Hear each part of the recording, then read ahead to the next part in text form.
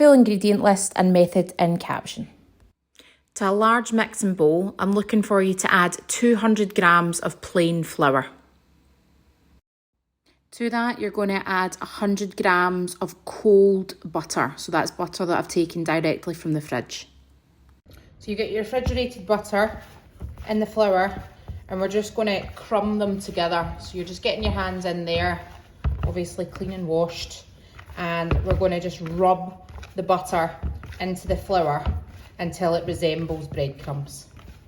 That's how it looks once it's crumbed together. You don't want to overwork it because we still ideally want the butter to be slightly chilled. If you work it too hard, it warms it up too much. That is still little chunks of butter that we've got in there, which is going to make the pastry absolutely delicious. So adding in water, you only need a tiny amount, and just use your hand to bring it together. So you're going to want to add your dough on a lightly floured surface. You don't want to put too much flour as we're working with it to begin with into the dough, because if you dry it out too much, it will crack. But what we will do is get a rolling pin and start rolling it. And as we work it slightly, you can put a little sprinkling of flour just so that it's easier to turn, just like that. That's all we need. I'm using a 8" by about 1 inch deep pastry tin, attachable bottom so you can get it out easily. So we just want to make it big enough that it can go over, up, and enough that we can cut off around the sides.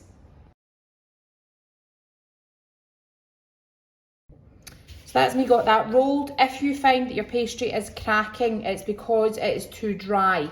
So you either added too much flour into the pastry or you've not added enough water, basically. You can go back and fix it or leave it to warm up a little bit, but we don't want it to get too warm and lose the butter, as I said. So it really should maintain its shape. Cracking around the side is fine, but if you start seeing big cracks come in from the side, your pastry's too dry. So also a trick that I use for putting it in the pastry case is I actually just fold it over my arm like that. Bring your case in and just fold that over the case, and then we're just going to fit it. You want to make sure it's right down in at the corners. This comes up nicely, and then we're going to cut off the excess.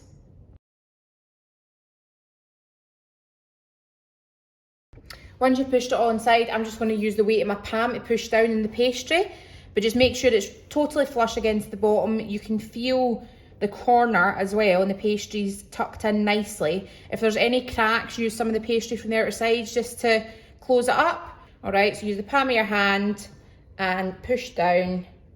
And as you can see here, that just means that the excess pastry lifts off. So that's you got your pastry tart, nice and even. We're going to put this in the fridge for 30 to 60 minutes before we look to bake it.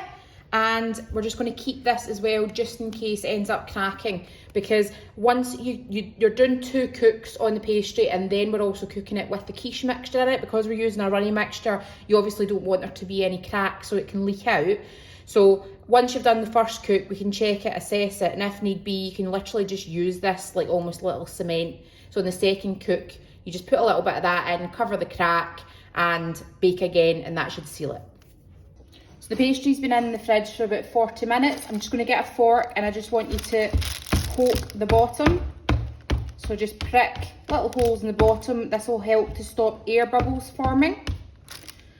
Then when you get some greaseproof paper and scrunch it up, it means that it'll get right into the sides better.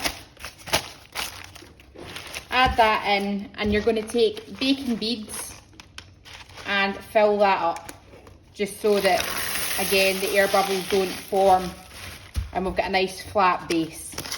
I've added a mixture of rice in with my baking beads as well. Just press that, make sure it's right into the corners, and we're going to put this in an oven that's been preheated to 220, and we're going to bake it for about 10 to 12 minutes. That's me taking this out after 12-13 minutes I took it to. You can feel that that's starting to go hard. What we're going to do is remove this, and then we're going to put it back in the oven.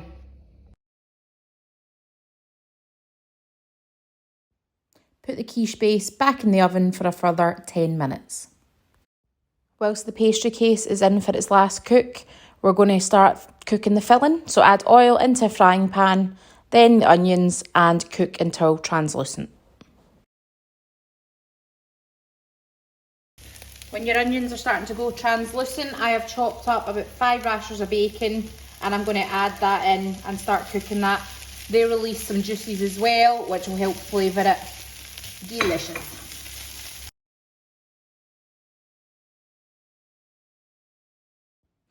So once you remove your tart case from the oven, one final thing we're going to do is just brush the tart case with some whisked egg.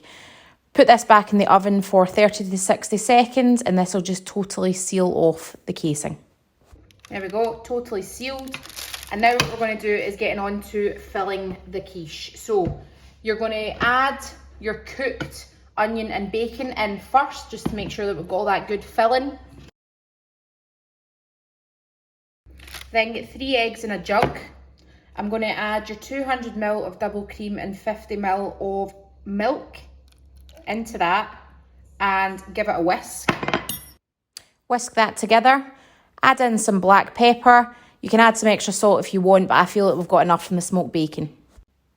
There's also a little bit extra salt when you add the parmesan, so that's 30 grams of parmesan. I'm going to take about 2/3 of that and whisk it into the cream, milk and egg mixture. The other third I'll retain, so we sprinkle it along the top of the quiche before putting it in the oven.